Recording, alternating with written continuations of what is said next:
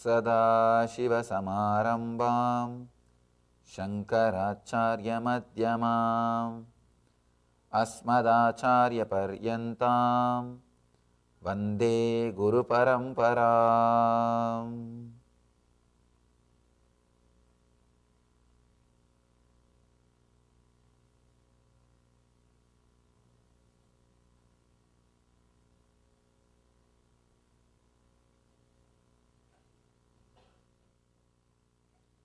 I welcome you all with my love and respect.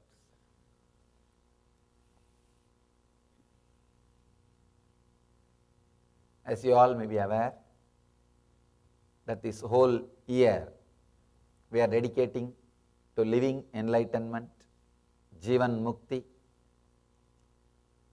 This whole trip we are dedicating to this great book, Patanjali Yoga Sutras.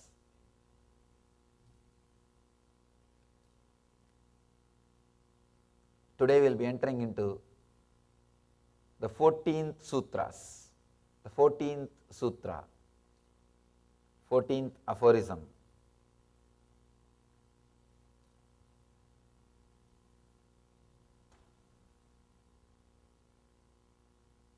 I will read the Sutra, give you the translation, then add what needs to be added.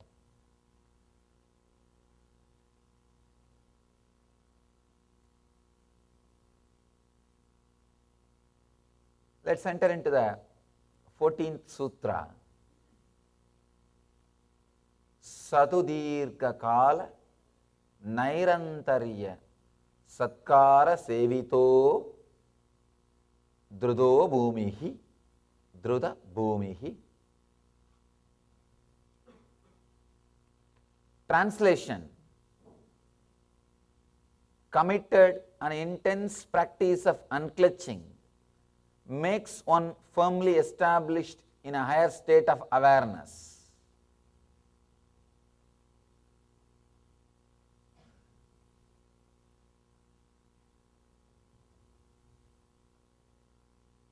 This book, each aphorism, each sutra can create a religion.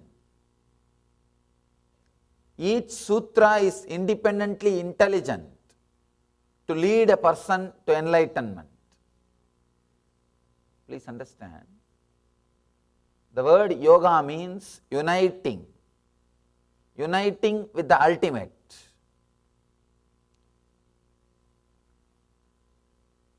In Bhagavad Gita, each chapter is called as yogam, means each chapter can independently lead you to enlightenment. So he talks about 18 different paths. When Krishna delivered Bhagavad Gita, whatever major paths were available for enlightenment, he has compiled everything and presented it in one book. 18 major paths for enlightenment. He describes and leads people to enlightenment through various ways. That is why each chapter is called one yoga. Here, Patanjali, the amazing intellect happened in the inner science.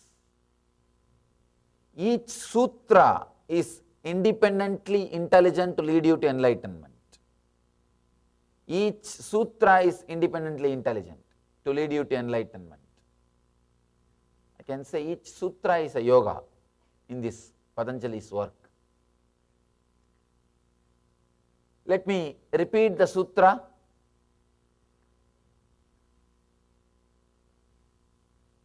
Satu dirgha kala nairantarya satkara sevita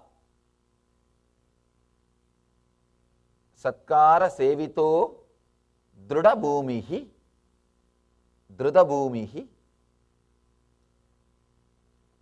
sadudirka kala nairantarya satkara sevita druda bhumihi, committed an intense practice of unclutching makes one firmly established in a higher state of awareness.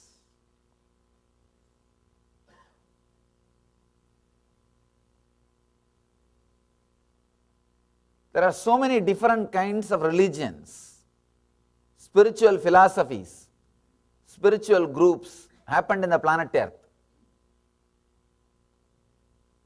Different kinds of teachings have been shared in the planet Earth. Different kinds of spiritual literatures has been created. Millions and millions of books. Sometime when I go and see the Barnes and Noble or Landmark bookshop, I feel, oh God, why should I add a little more confusion? Why should I add a little more to the existing confusion? So much of spiritual literature. Because of website, internet, you can see how much is available in one place. So much is available. And from the time immemorial, all the masters, they go on and on and on and on and on, talking and producing spiritual literatures. Not only the masters of the past, even the present masters, even all of us, continuously we are talking. We are producing spiritual material.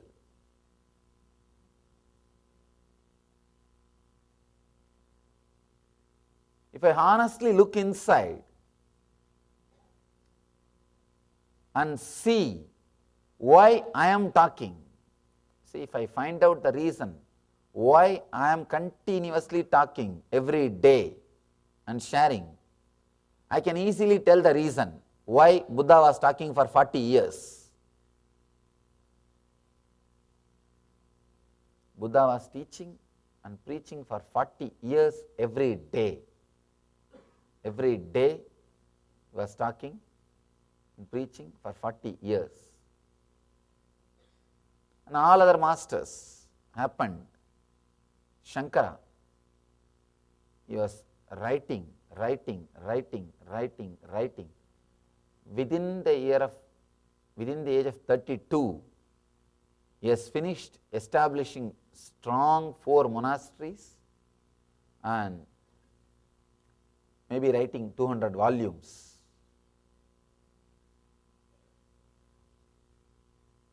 If I look inside and find out the reason why I am talking and writing, then I can very clearly tell you why the masters go on writing and talking. The only reason I can find is constantly make you practice. Please understand. The spiritual path is such, Krishna says beautifully in Gita, by the nature, senses are created looking towards the outside, looking in the outer world direction. So turning you in, turning you towards the enlightenment, turning you to your source is not that easy. Every moment you are again out. If you listen to some book, the spiritual discourse, satsang, or read, few minutes you turn inside. By the time the satsang is over, you are already out. By the time the ideas leave your mind, you are already out. Constantly you need to be inspired to turn in, to go inside. That is why the masters, they go on and on and on, talking and writing.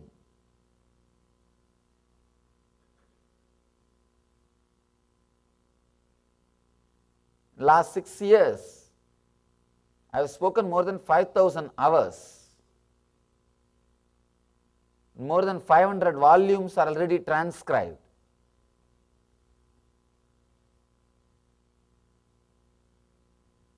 And my archives department says only 17% they have transcribed. Only 17% of what I have spoken, I have delivered, is transcribed and out in the form of books. Only 20% is edited and published. And still I am adding material every day. Sometimes I wonder why. Then I realize continuously human beings need to be told, look in, look in, look in, look in, look in. Turn in, turn in, turn in, turn in. With various words, with various techniques, with various jokes, with various stories, in different forms, constantly human beings need to be reminded. Human beings need to be told, look in, turn in, live enlightenment. That is the reason all the spiritual masters and leaders, they go on and on and on.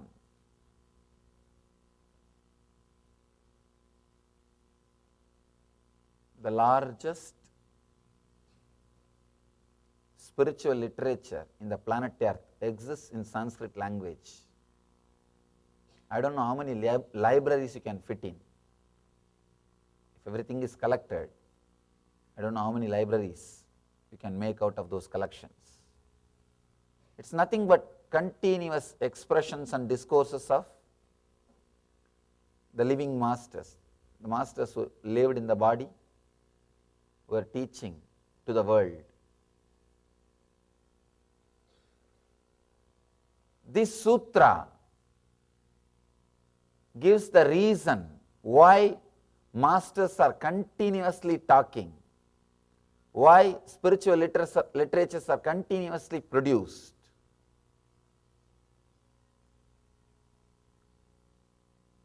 This sutra is all about constantly inspiring you, constantly practicing. See, if I have to give the essence of all the spiritual literatures, sometime if you read Buddha's teachings, even Bhagavad Gita, Shiva Sutras, you will feel many ideas are repeated.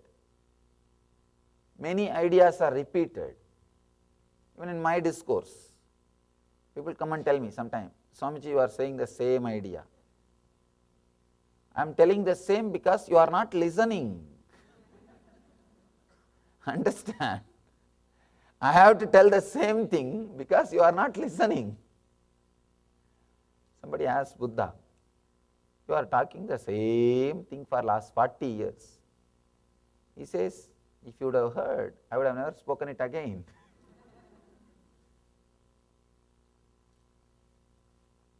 The truth is only one thing, but constantly it is told again and again and again and again through different ways, through different methods, in different languages, with a different understanding. If I had to give the essence of everything, what Buddha taught, what Shankara taught, what Krishna taught, what Jesus taught, what Muhammad taught, what Zarathustra taught, what all these great masters taught, the essence of everything, why they have to continuously repeat again and again and again. The essence, the reason for that continuous repetition is this one sutra. Please understand, Patanjali is the only master who is not repeating the same ideas again and again. Because in this one sutra he says very clearly why things should be repeated. Very clearly explains why things should be repeated. After that he says, now I respect your intelligence, I am not going to repeat anymore. The reason for repetition is we forget.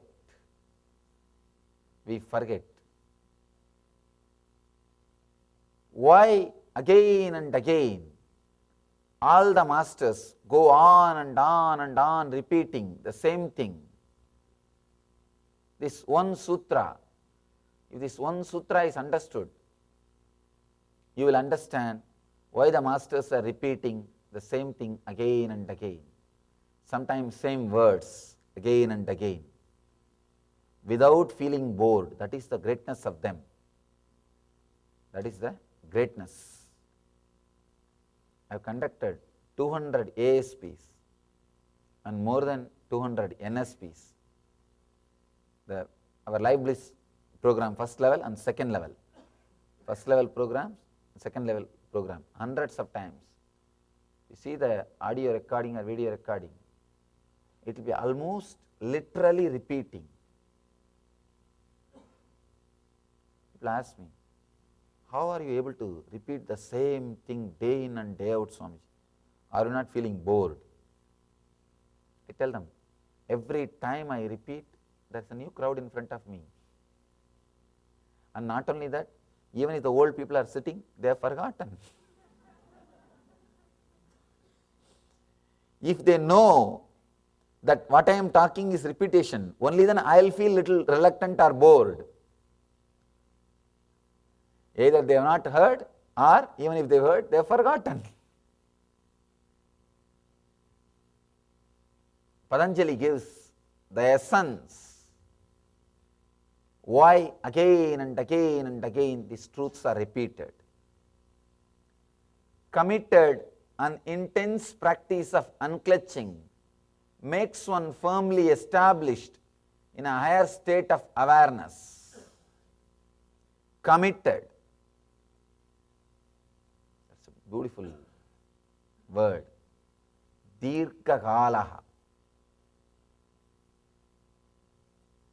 Nairantarya.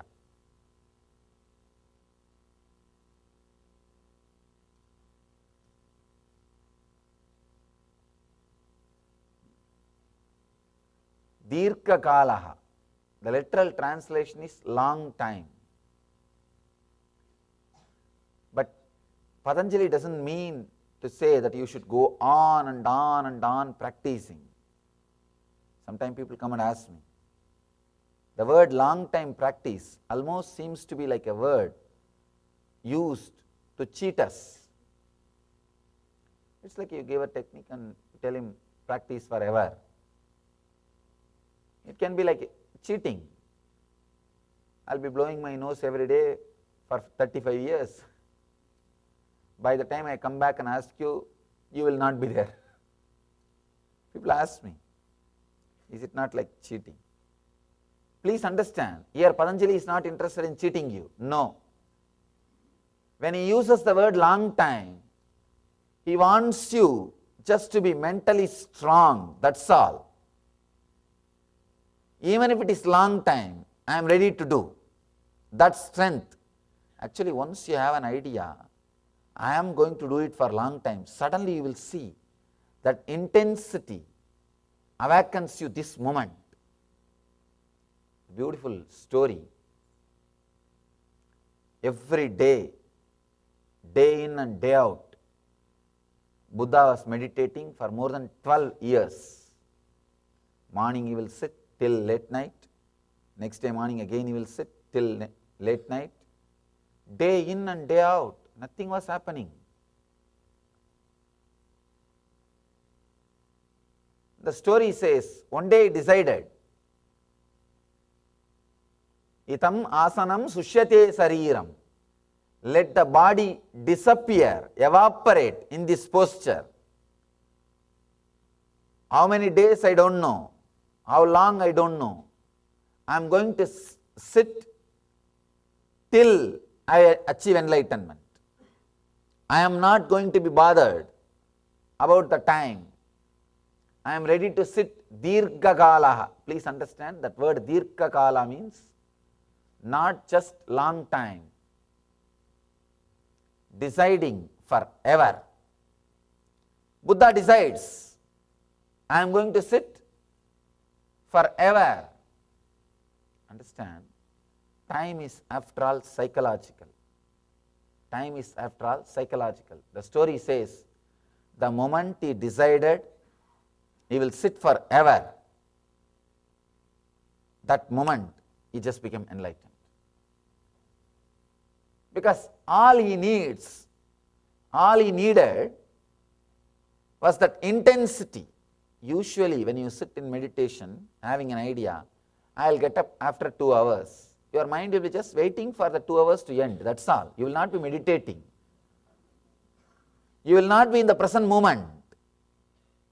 If you have an idea, I will sit till tomorrow morning, your mind will be waiting for next day morning. It will not be in the present moment. When Buddha decided that I am going to sit forever, he decided I am not going to get up. So mind has no goal to go. Mind has no goal. When it has no goal, it just fell back to the present moment and he became enlightened. Here, when Patanjali says dirghakalaha, long time, that is what he means. Decide, I am going to do it forever. Then suddenly you will see, you fall into the present moment. Time is after all psychological. Patanjali knows our mind, how our mind thinks, how our mind functions. I have seen people, when they sit for the meditation, that half an hour will look almost like 10 days for them. Really?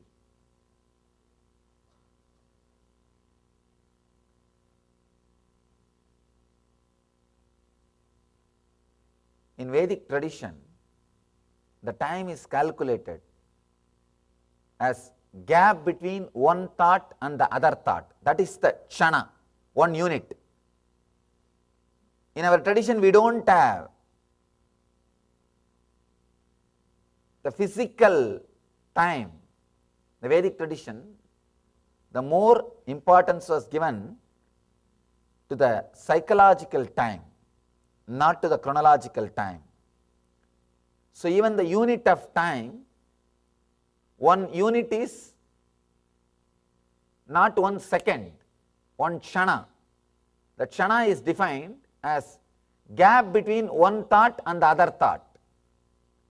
If you are a meditator, person living in a high awareness, high frequency, 1 kshana can be even 1 hour or 2 hours or 1 day for you.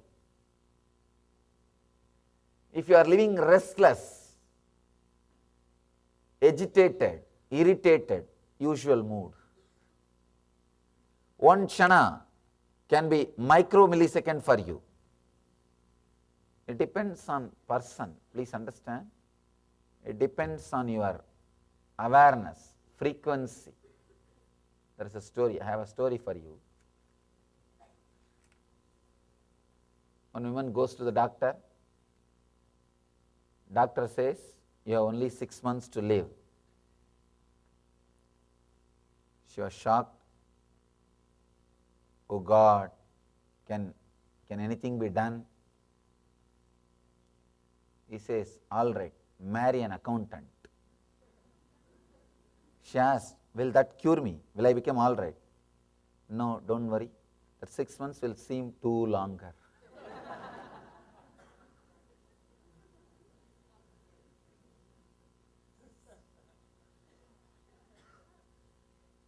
Time is psychological.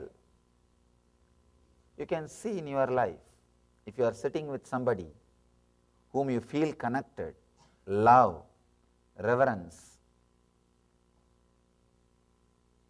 you don't know how time flies. Suddenly after a few hours you realize, few hours are gone. If you are sitting with somebody boring, irritated, every 2-3 minutes you will see a watch. But time is not moving. Time is psychological. If you are in high frequency, 1 year will look like 1 day, not because you are forgetting the things. Understand? You start forgetting things also, 1 year will, not 1 year, 10 years will look like 1 day. I am not talking about the people who forget things. That is lower level of consciousness. I am talking about the people who are in a heightened level of awareness. For them, our 1 year will be just 1 day, because the gap between one thought and the other thought is more. So our chronological time does not match with them. That is why in the Vedic tradition, the God's calendar is different from human beings' calendar. For us, 1 year is 1 day for them. That is why the temple created by Patanjali, this great master, created a temple in South India, the dancing Shiva's temple. Of course, in Seattle we have dancing Shiva in our Vedic temple. Nataraja. In the temple, they do only 6 worship per year, only 6 times service, because the temple follows the God's calendar. It was created by a being who is in high frequency, high consciousness. They follow their calendar. The temple follows their calendar. Only 6 times the sacred bath is done, because our 1 year is 1 day for them. In other temples, every day 6 services are done, sacred bath is done. The temples which are run as per the human calendar. This temple was run as per the God's calendar. So once a year, only 6 times, that sacred bath is given. This shows actually the time space in which Patanjali was living. He says here, Dirghakalaha. Please understand, this is the key of the sutra. This is the key of the sutra. Many times people ask me, Swamiji, what is the beginning of a spiritual practice? What is the end of the spiritual practice? I tell them, there is no such thing as beginning or end. Beginning and end are same. Now, all you need to have is intensity. See, if that intensity happens, eternally this is going to be my life. Suddenly you will see, you will not bother about the end. You will be in the end now. You will be in the present moment. See, meditation is all about penetrating the mind and going beyond mind. As long as you have an idea about future, your mind will continue to survive, continue to be alive. If you decide, next 12 years I will meditate, be very clear, your mind will be waiting just for the 12 years to pass. So you will never meditate. You will be waiting for the 12 years, that's all. Afterwards you may boast, you may just brag around, 12 years I am waiting, 12 years I am meditating. Do you know, I am a seeker for last 35 years. Actually, there is nothing to brag about it in that. It's a shame. People come and tell me many times, these great intellectuals, well read, filled with knowledge, they come to me and say, my experience is your age. I just ask them, what were you doing so many years? It is not pride. Please understand, this is the way your mind cheats. As long as you sit with a particular technique, you think you will do for so many days, so many hours, till some time. There is a end, there is a boundary. Be very clear.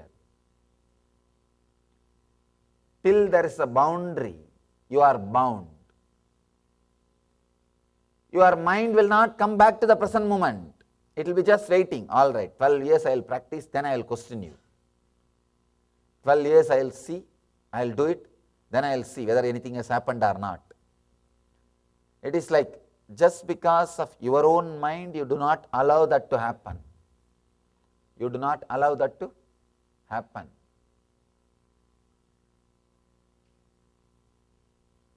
You can see even in your day-to-day meditation, when you sit and start the Nitya Dhyan, the chaotic breathing, you will be just waiting when the Guru Puja will start.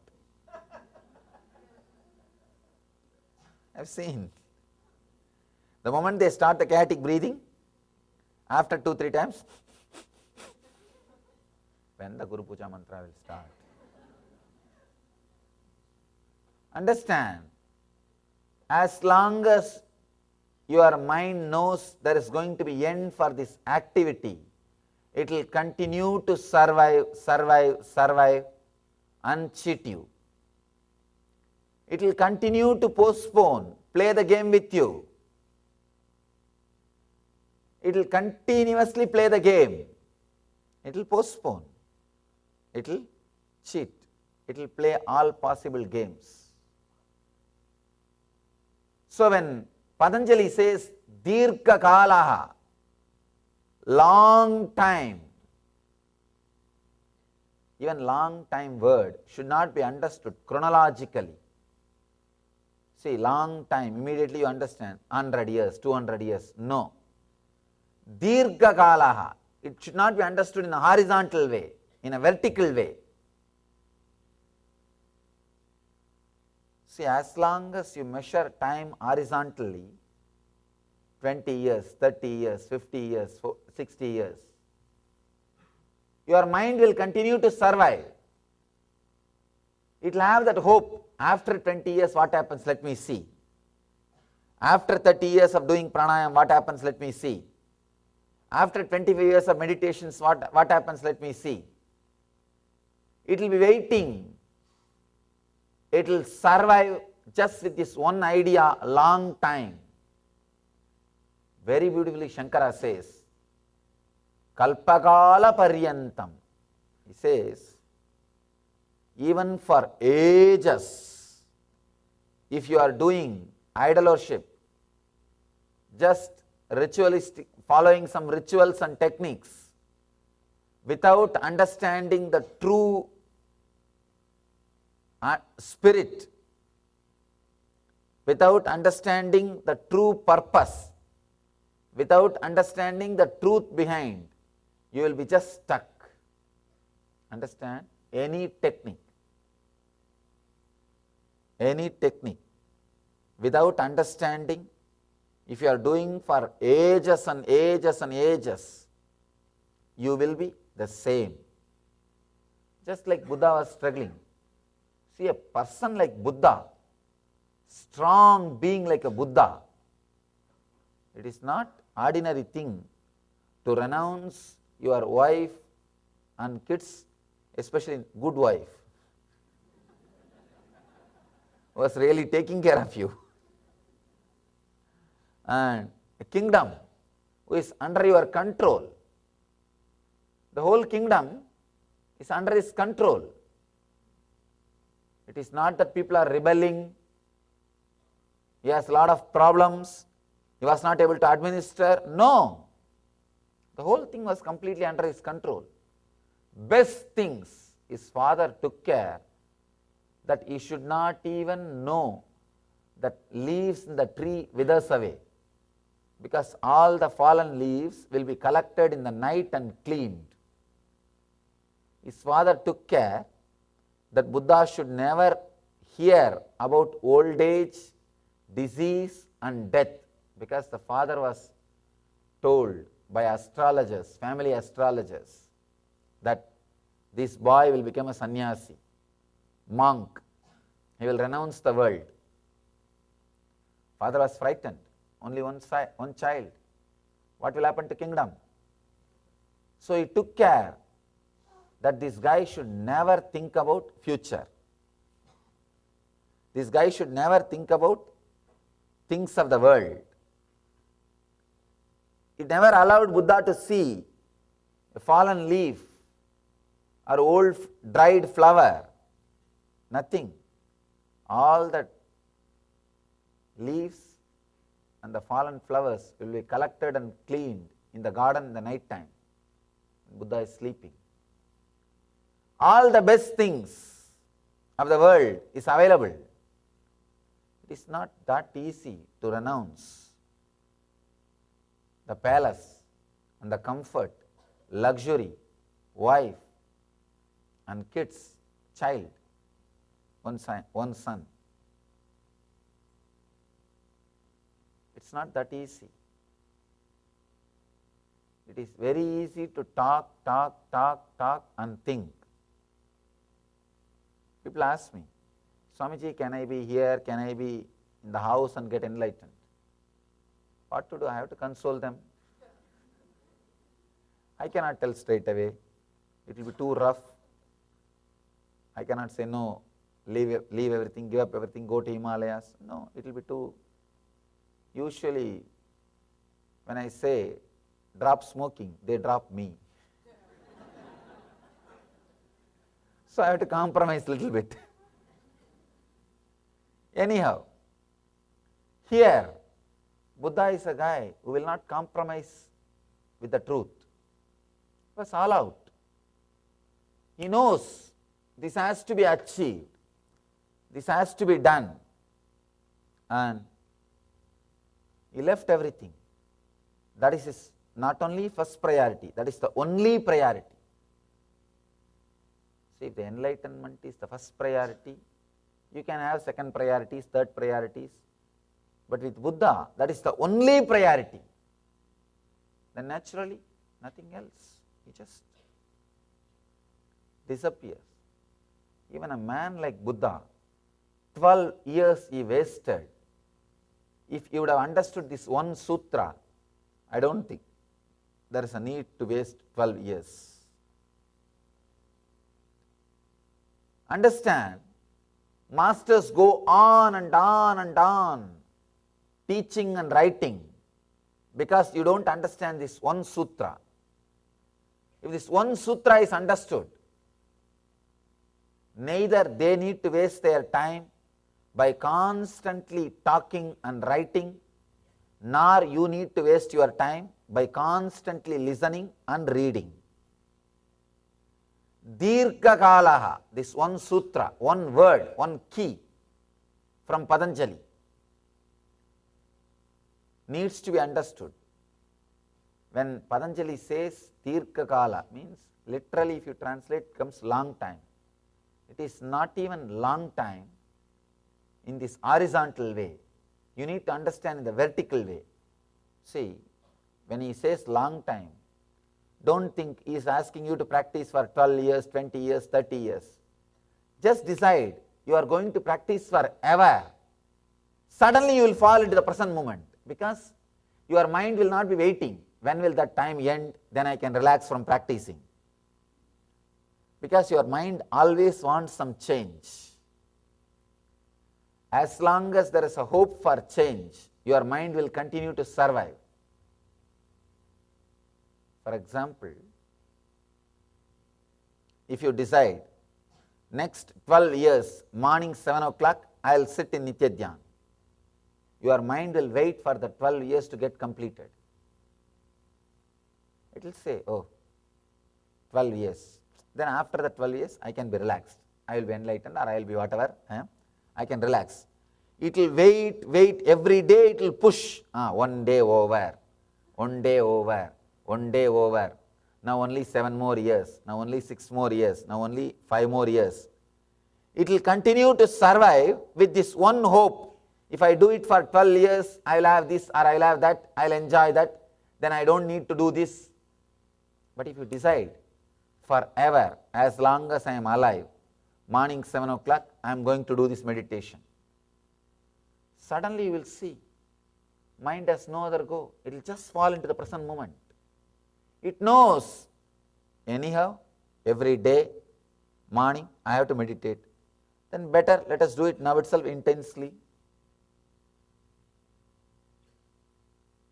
That is what happened for Buddha.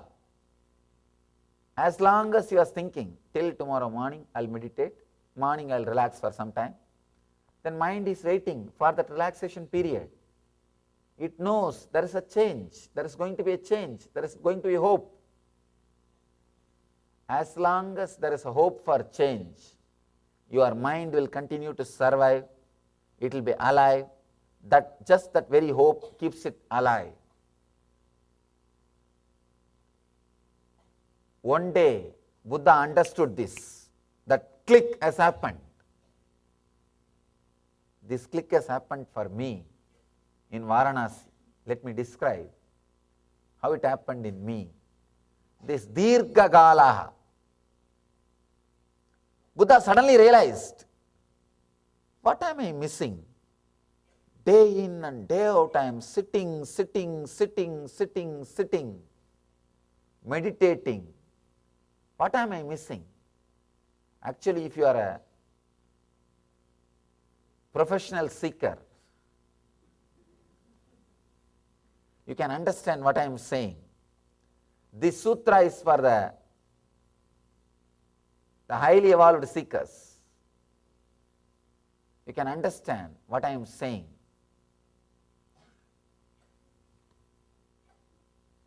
Buddha started looking inside. What is going on? I am meditating whole day. How my mind is still alive? How is it surviving? Suddenly he realized, just that one idea. Till tomorrow morning, till late night I will meditate, then I can relax. Morning I will go for a walk, come back and sit and meditate again.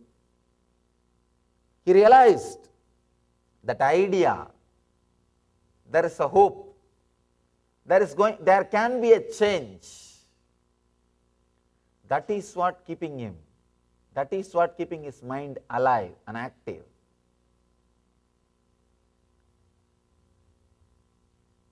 Mind is a great accountant, please understand. He is a great accountant.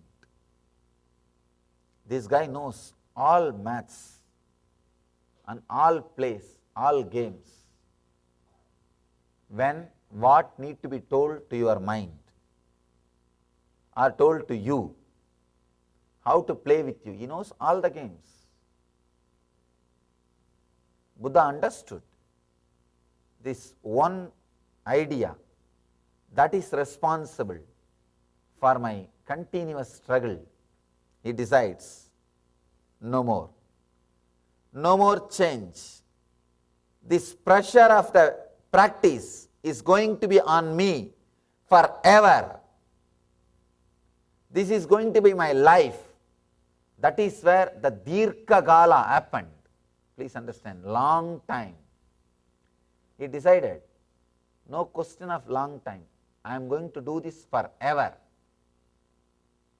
The moment you decide forever, the hope, after this I don't have to do this. After this many years I don't have to practice. That is not there. Your mind knows God. And especially a person like Buddha, when he decides, he decides. If he decides, he means. He is not going to play games. He means. Mind got completely frightened. Oh God, what happened? Now he says forever. So he is going to do forever. So there is no hope, there is no change, there is no possibility for the future. This pressure of a technique, pressure of meditation is going to be there on me forever. So naturally, just it came back to the present moment, because there is nothing to search in the future. It just came back to the present moment, and practice ended. Practice ended. Anybody wants to end your spiritual practice, all you need to do is decide strongly you are going to practice forever. That's all. It looks very paradoxical. Decide you are going to do it forever. There is no change, there is no gap, there is no getting up, there is no break. This is going to be your life. Suddenly, practice will end. It will end. This is the one and only way if you want to end your practice. Till you decide you are going to be doing this practice forever, you can never end the practice. I was traveling continuously all over India, meditating. Usually, I'll stay in the burial grounds and sit and meditate. People ask me, why do you stay in burial grounds? Because I don't need to reserve. There is no need for reservation. And nobody will come there. Indian burial grounds are not like this country. You don't have to imagine like this country. It's an open place, anybody. It's not protected or maintained.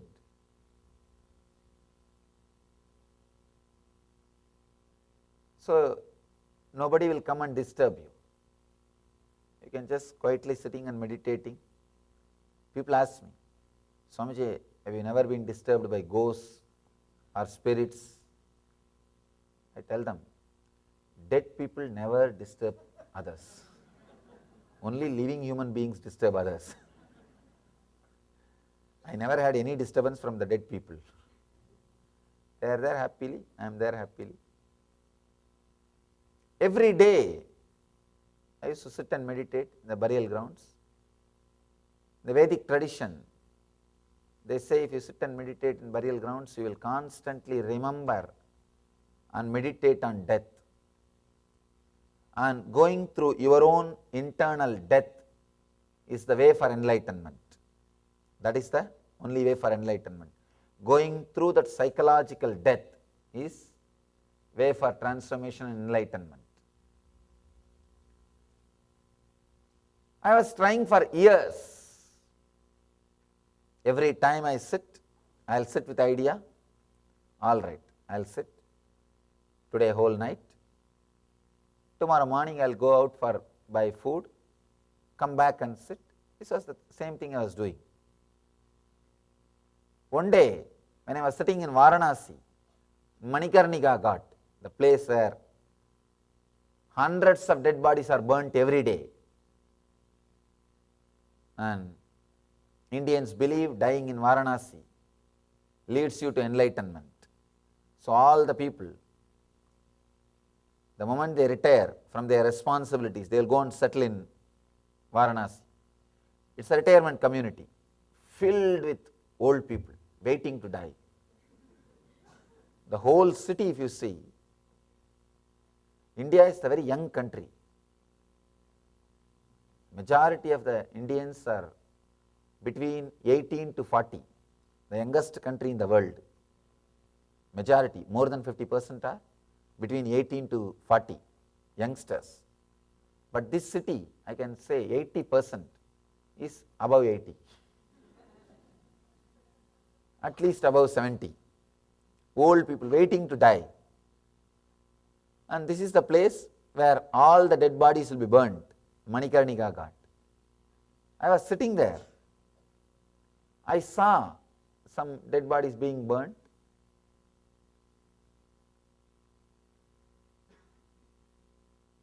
Suddenly, the click God, this body is also going to be burnt like that only. Actually, you will lose respect and fear about death if you see that body is burnt every time. They don't bring fire from the home. From one fire, they lit the other fire. Whether it rains or shines, it's the eternal fire. It's called Mahasmashana, the ultimate burial ground, ultimate cremation ground. It goes on and on and on. From one body, they light the fire to the other body, continuously. If you are a sincere seeker, really want to know the secrets of death and life, you should go to the Manikarnika Ghat in Varanasi and sit and meditate at least for a few days. When I sat, suddenly the click has happened. God, it is such a simple thing. Just like all these bodies are being burnt, this body also will be burnt one day, that's all. There is nothing much big. No need to make a big fuss about death, life and all those foolish things. It is just dust unto dust. Nothing else.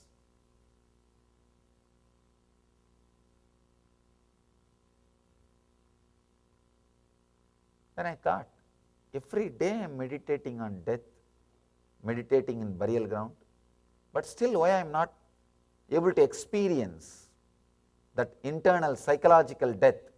I am not talking about physical death. Physical death is different. The psychological death is different.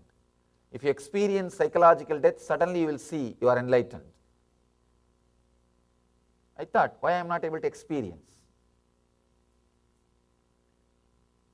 Then I decided, either this body should die and I should experience death, or I should have death experience by meditation. I decided to sit. I decided I'll sit and meditate on death till I have the death experience, that internal death experience. If I am not having that experience, I'll continue. It knows all your games. It knows how many times you cheated. It knows how many times you came out of your own will. It knows how many times you changed, you altered, you corrected, you found a fine print.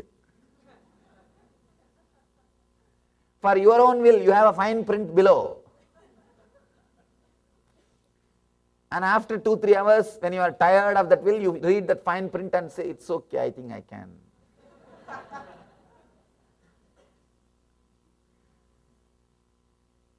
I did not believe me.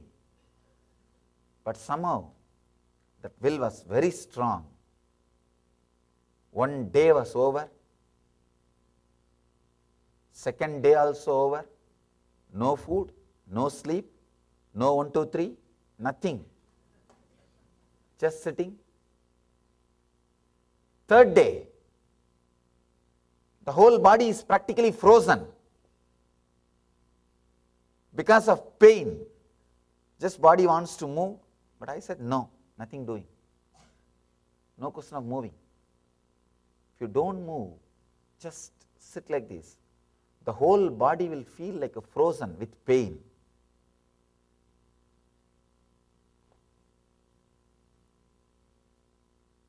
Suddenly, my whole being realized I am serious about my will. I am really serious about my will. Suddenly my whole being realized I am going to do it. I myself got convinced about my willpower. I myself realized I am going to sit. First when I sat, my mind did not believe and said, all right, let's see, struggle how much you can. After all, you are a good guy struggling for last 10 years. Try once more, nothing wrong. There is nothing wrong in trying. Chalo, try.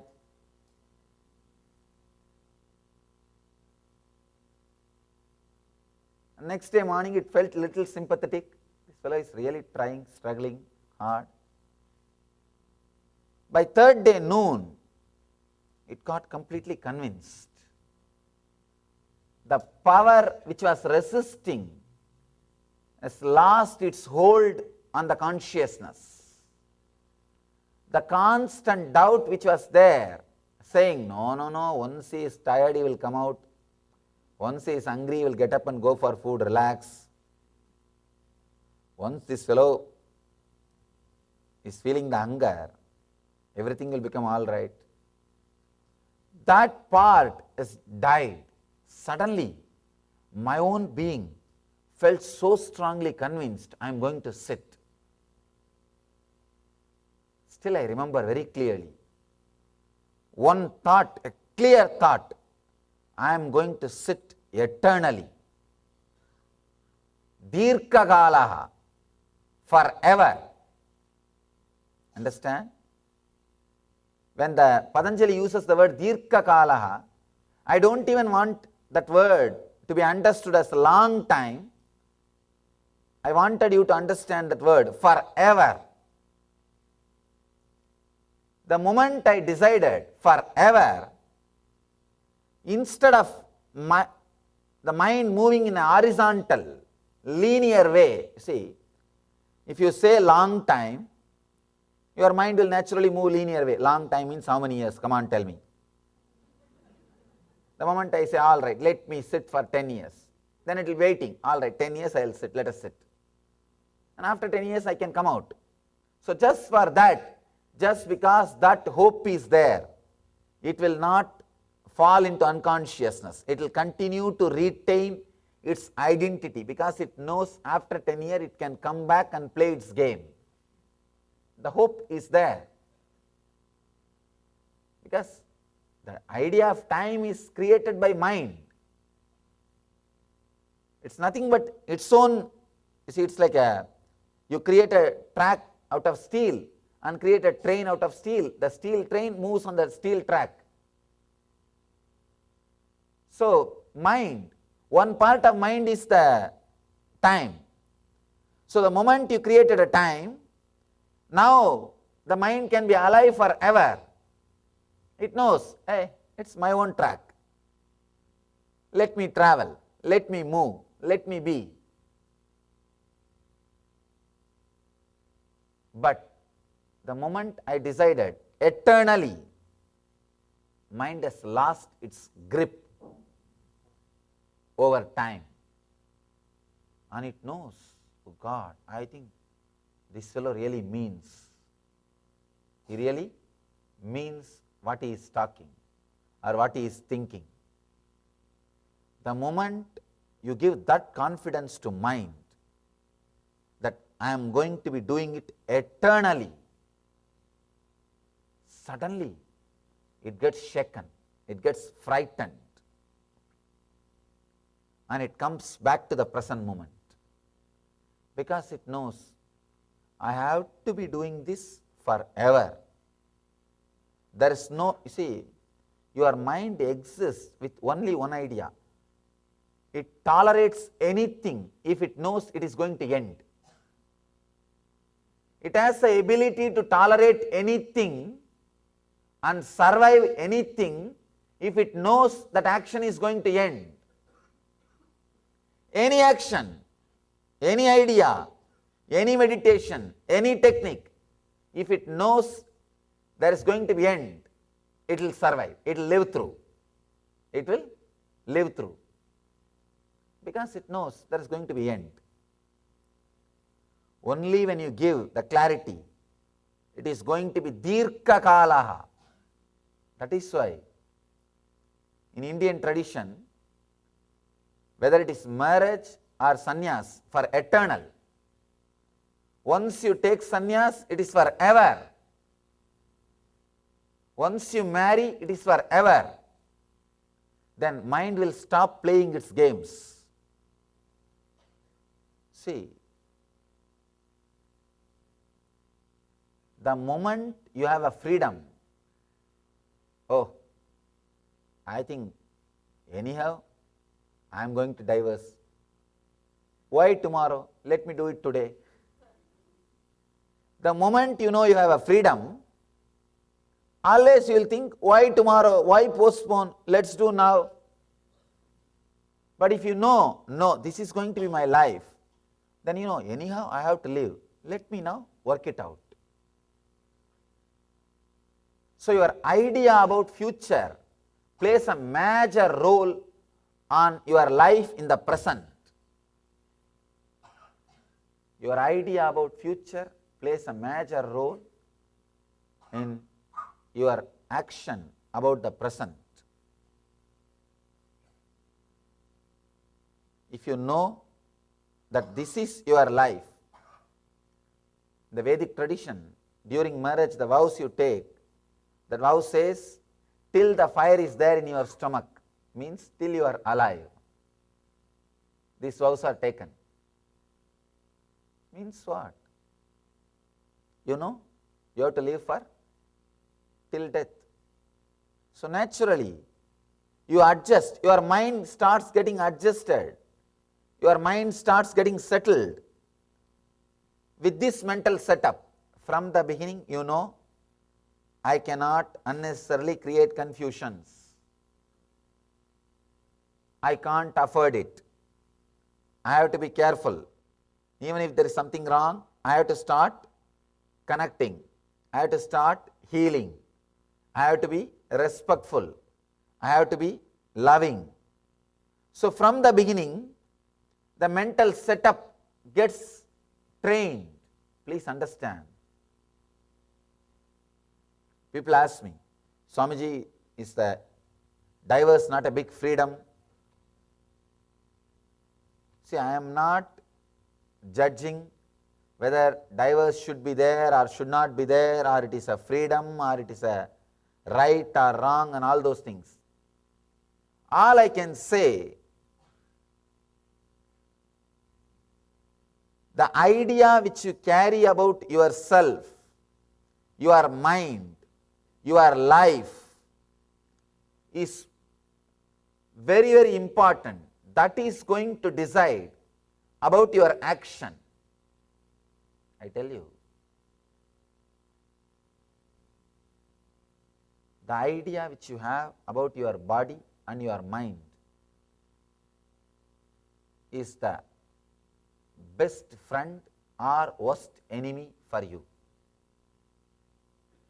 Best friend or worst enemy. If you have the right idea about your body and mind, that's the best friend for you. If you have the worst idea about your body and mind, that is the worst enemy for you. I have seen all various types of cultures, civilizations.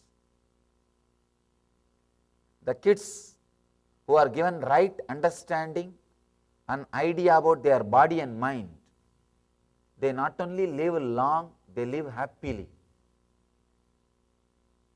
Happiness, bliss, joy, health, all these things are nothing but an idea you carry about your body and mind from the young age.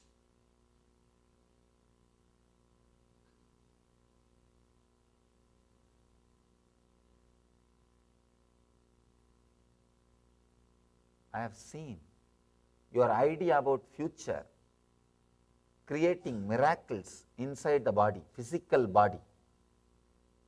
Even in the physical body, it creates miracles. It does miracles.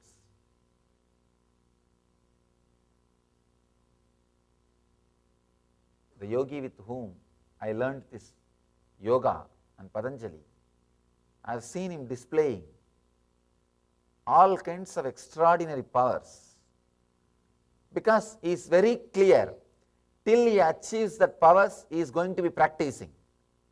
So what mind does? Your mind is intelligent, it can express any power.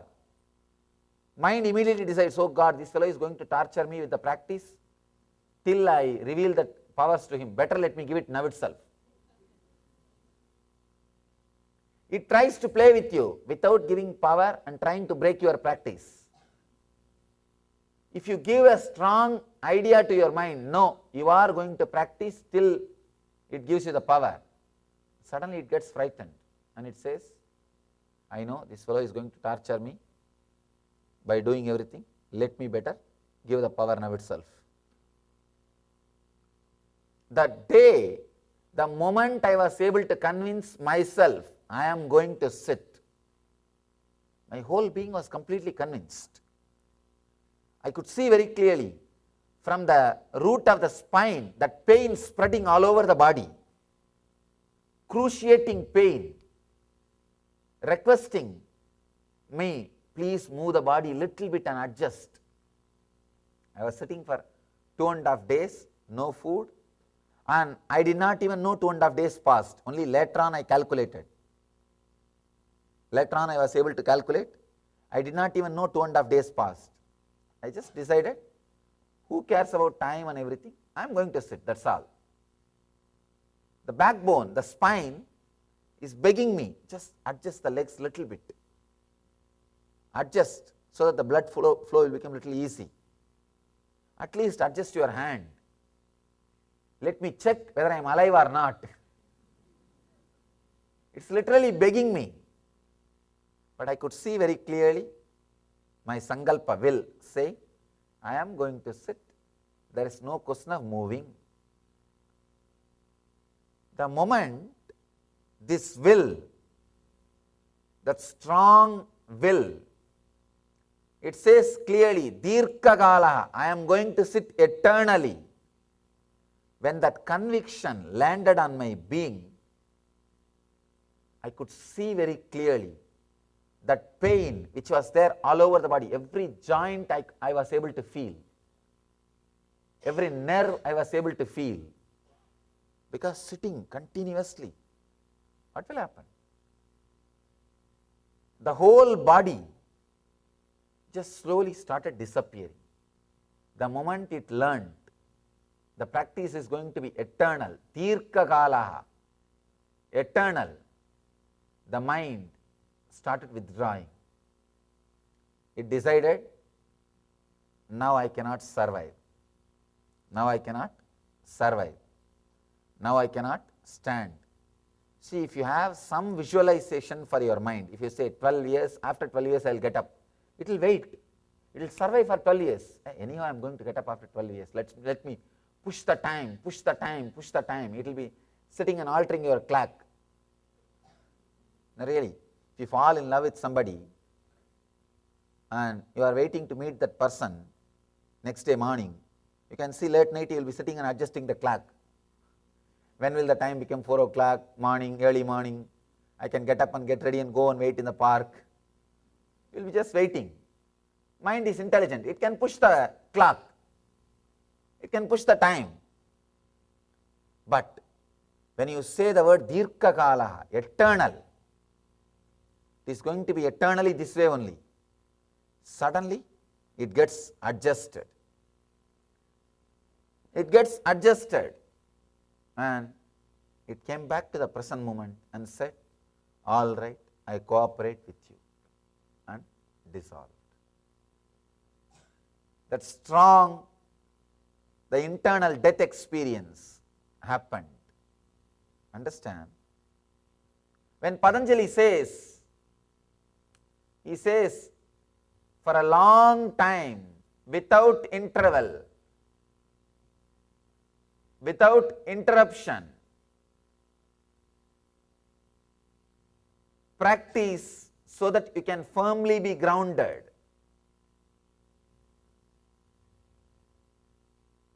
He doesn't mean, actually, when he says this long time, he is not depressing you. People come and ask me, this long time word is misunderstood and responsible for all the confusions which is there in the yoga world.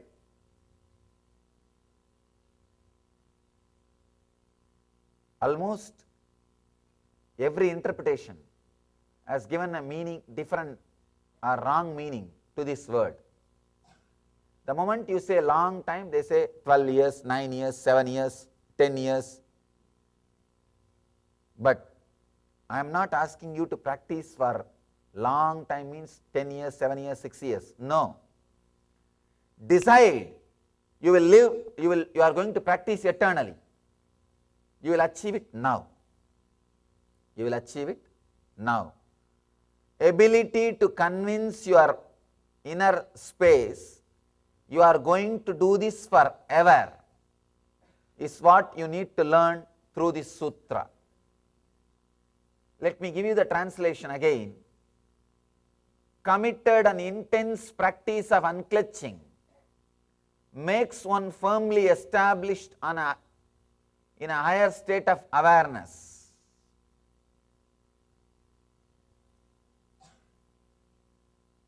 Dirghakala and Nairantarya means long time and unbroken.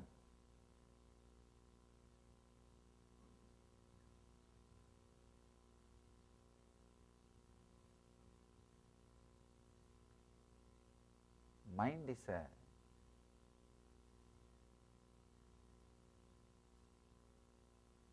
great accountant. He can play all accounts game with you, and Patanjali is aware of that. That is why he wants you with the right words. He is warning you with the right words. Please understand. Any practice you do, decide with this one attitude. People ask me, this is a FAQ, again and again people ask me, how many years I should unclutch to get enlightened? How many years I should unclutch to get enlightened? Unclutching is the ultimate technique for enlightenment. Whenever I say, continue to unclutch, continue to unclutch, continue to unclutch, they ask me, Swamiji, is it 1 year or 2 year or 3 year? How many years I should unclutch to become enlightened? Understand, decide you are going to be unclutching forever. The moment you decide you are going to be unclutching forever, you will be unclutched this moment. Because your mind knows this is going to be its routine. See, your mind thrives with changes and or hope for a change. If your mind knows for sure, I am going to be unclutching as long as I am alive, it will decide, better let me die now.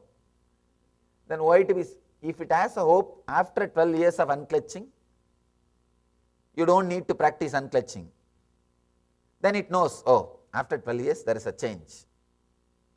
Because it thrives on change. It thrives on different things. That is why so much of desire for enlightenment, so much of desire for entertainment, even enlightenment you think it's a change. That is why you want it. So much of desire for entertainment. People go on, try to find some entertainment because it's a change. Even inside entertainment, different.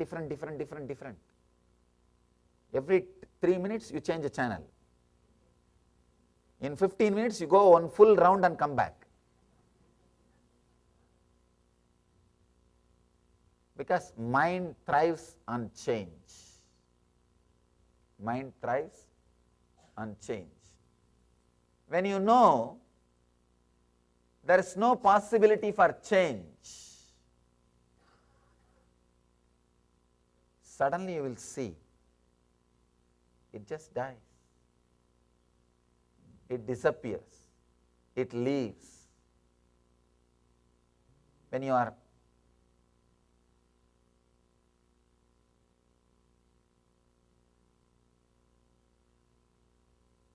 you decide there is not going to be any change, suddenly, in an unexpected way, mind is killed. If you decide strongly you are going to unclutch forever, this moment you will be unclutched. This moment you will be unclutched. In a very unexpected way, mind will disappear. I have a story for you. A man goes into a bar and admires the stuffed lion's head mounted on the wall. What a great trophy, says the man to the bartender. That guy says, I would not call it great. The damn lion killed my wife. This guy asks, oh, is it so? You were on a safari in Africa, or you were on a safari somewhere, or hunting in the forest? Bartender says, no, it fell on her head.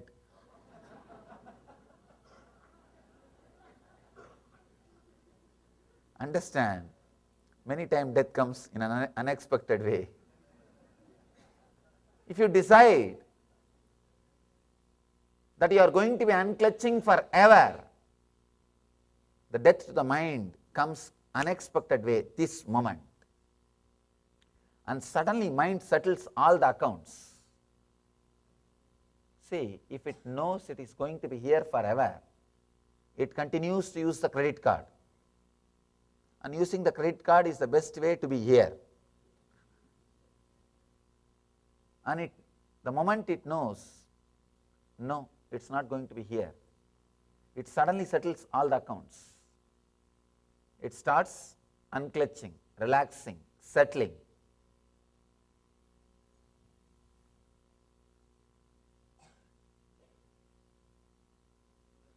Committed and intense practice of unclutching makes one firmly established in a higher state of awareness.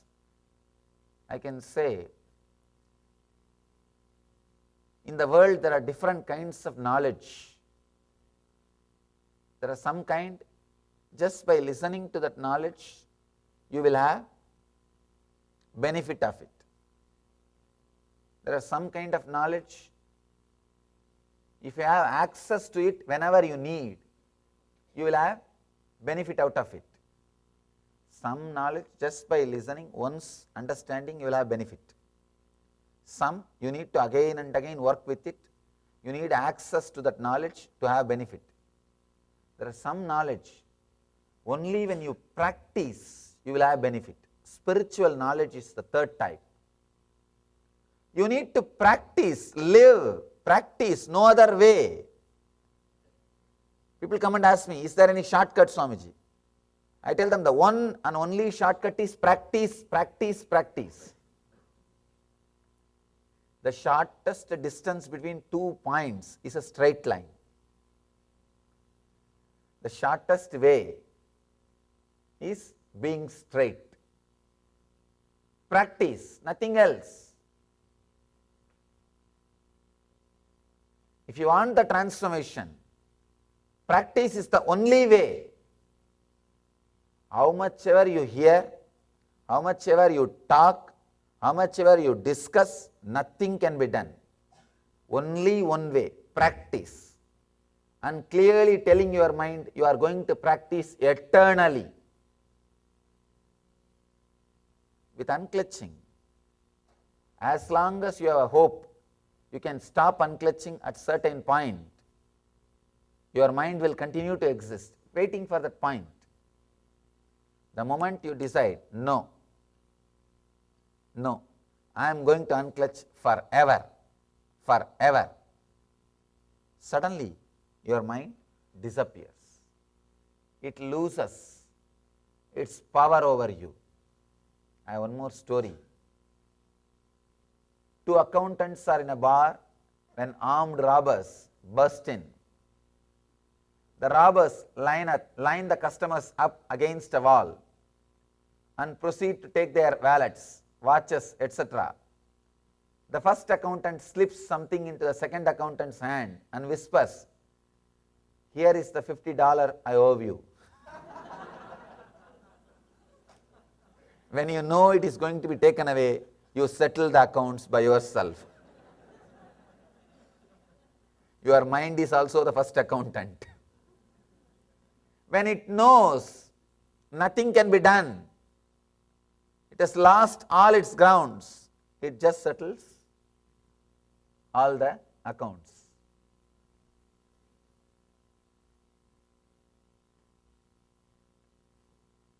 As long as it has a hope, it can flow, it flows.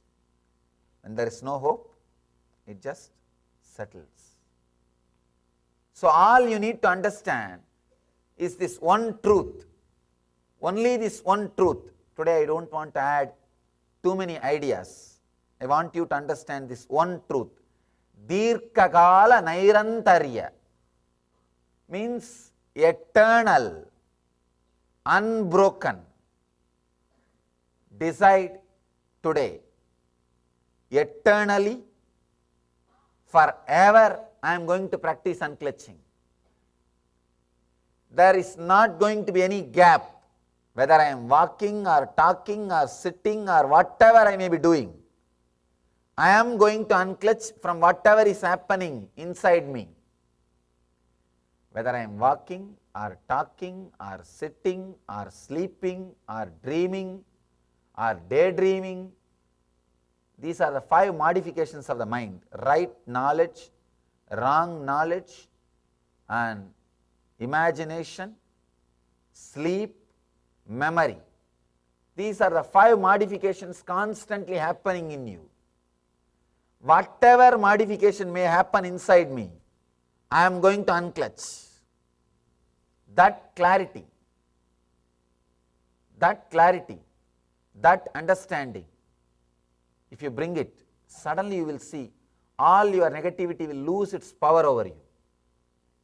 See, your depression has a power over you as long as you believe it can come again and again to you. If you are very strong, let the depression come. How many times let it come? I am going to unclutch. Suddenly it loses its grip over you. It loses its grip over you. If the depression knows it can really put you in depression, it again and again repeats. If it knows you are going to unclutch again and again, how many times it tries, it struggles, you are going to unclutch, suddenly it will stop trying. Nobody wants to fight losing war, including your depression. Your whole life is nothing but a war between you and your mind. It's a war between you and your mind. So the moment you know, the moment you are aware, the moment you are awakened to this one truth, understand, please understand this one truth.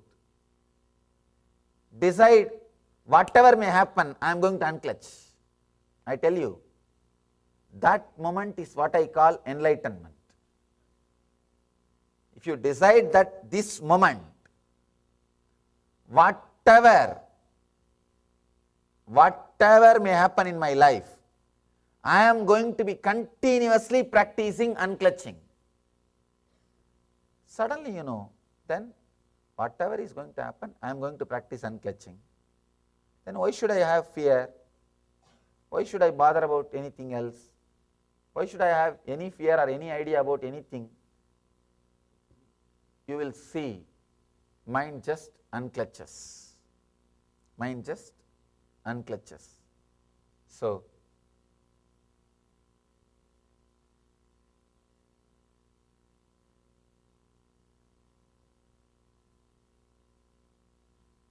I want you to fill with this one idea. I want to fill you with this one idea. I want you to be filled with this one idea. Decide today, from this moment, whatever may happen, I will continue to unclutch. I am going to have the constant, intense practice. Dirkakala Nairantarya, committed and intense practice of unclutching. This very decision will unclutch you. After practicing is secondary. This very decision will unclutch you, will solve everything. The moment you take this decision, your mind will start moving, saying, no, if that depression comes, you can't unclutch. If this fear comes, you can't unclutch. If this desire comes, you won't be able to unclutch. It will tease you. If you say, no, I am going to be unclutching constantly. Whatever may come, I am going to be unclutching. Then it will create the fear of death. What will happen? If you die, you think you will unclutch. Who will pay your bills? Who will pay your insurance? Who will pay your this? Who will pay that? If you take a strong understanding, if you bring firm understanding, no, whatever it may be, I am going to unclutch. That one strong will, suddenly mind unclutches. Patanjali explains beautifully in the next sutra a deeper method, a deeper layer of the same understanding. Next sutra is about Vairagya, the conscious withdrawal. He beautifully describes the deeper layer of this technique. The conscious withdrawal from the objects of the senses at the body, mind and spirit. He explains about the conscious withdrawal for this eternal unclutching. We will see about this idea tomorrow. Go to the deeper layers of this idea tomorrow. Let you be filled with this one understanding that desired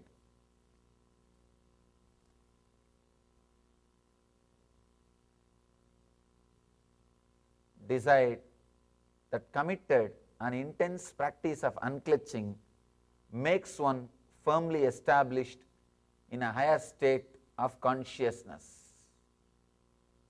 Only that makes you established in a higher state of consciousness.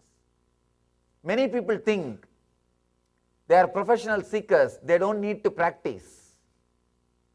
I have seen. No, I practiced all kinds of techniques for 10 years, 20 years. Nowadays I don't practice anything. I just read and go around and listen to some things. Understand, just because you are senior, don't think without practice things can happen. Maybe in the outer world it will happen. If you are a senior lawyer, you don't have to do anything, just have few juniors, they will do everything. If you are a senior accountant, you don't have to do anything, just your juniors will do everything. It will work in the outer world, not in the inner world. I have a story for you. An accountant goes into the pet store. I'll read it out for you.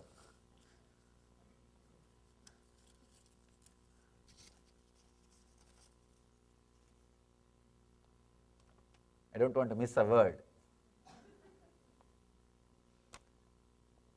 An accountant goes into a pet store to buy a parrot. The store owner shows him 3 identical parrots on a perch. The parrot on the left costs $500, says the owner. Why does that parrot cost so much? Asks the accountant. It knows how to do complex audits, says the store owner. The guy asks, how much does that middle parrot cost? Asks the accountant. That one costs $1,000, owner replies. He says, it can do everything the first one can, plus it knows how to prepare financial forecasts. Accountant asks about the third parrot. It costs $4,000. Accountant asks, so what all that one can do? The store owner says, to be honest, I have never seen him do anything. But the other 2 parrots call him as a senior partner.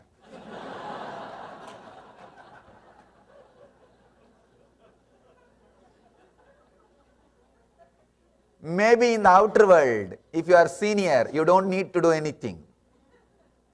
But in the inner world, practice, practice, practice. Even in our mission, I have seen these guys, the moment they become an organizer or a senior devotee or think that they have become senior devotee, they don't do any meditation. It's okay. Now I have to only teach. Understand, the senior accountant works only in the outer world, not in the inner world. So whoever you may be, practice has to become eternal. Actually, when you decide the practice is eternal, suddenly the whole thing gets unclutched and practice ends there.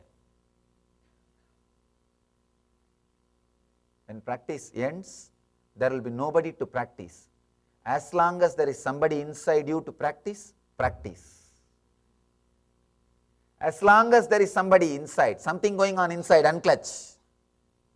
Only where there is nothing, then there is no unclutching. When the unclutcher disappears into unclutching, unclutching ends. Till then, unclutching continues, continues, continues. So, continue your unclutching till the unclutcher disappears into unclutching.